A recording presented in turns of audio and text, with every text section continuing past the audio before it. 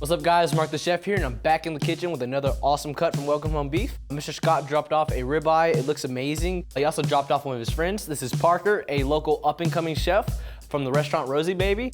He's gonna take over and make the steak, and I'm gonna finish it with a Cajun cream sauce.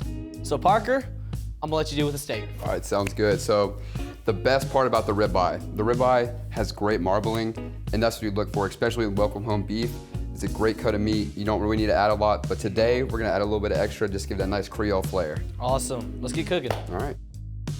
For this great cut of beef, we're only really gonna need salt, pepper, and since we're doing a little Cajun flair, a little red pepper. Awesome. And you wanna make sure you get all sides of the meat, even the fat cap, the sides. Make sure you get a nice crust when you put it on that searing hot pan. So we're just gonna sear this about 4 minutes each side, let it rest, and then you're gonna work on the Creole sauce. Let's do it.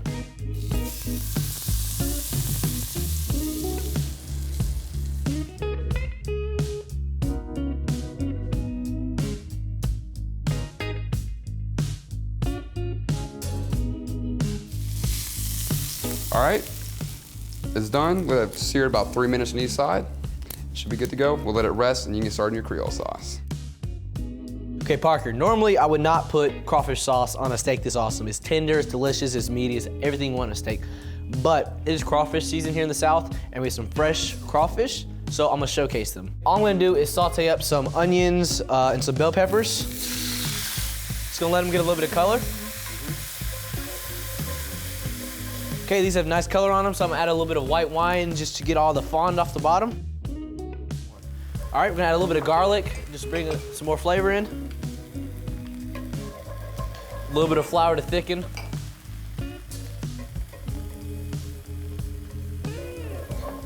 All right, we gotta add some cream. And then to finish cooking, we're adding our crawfish. Coat it all together. Give it some Parmesan, just make it creamy, give it a little extra flavor. Kill the heat, and finish it off with a little bit of butter, just to make it nice and creamy. It's a cool little chef's trick. You add butter at the end to emulsify the sauce, it makes it creamy and gives it a good mouthfeel. Okay, we're gonna adjust for seasoning, then we'll plate this dish up. Okay, Parker, we seared it, we let it rest, we made the crawfish sauce. Now let's try it. All right.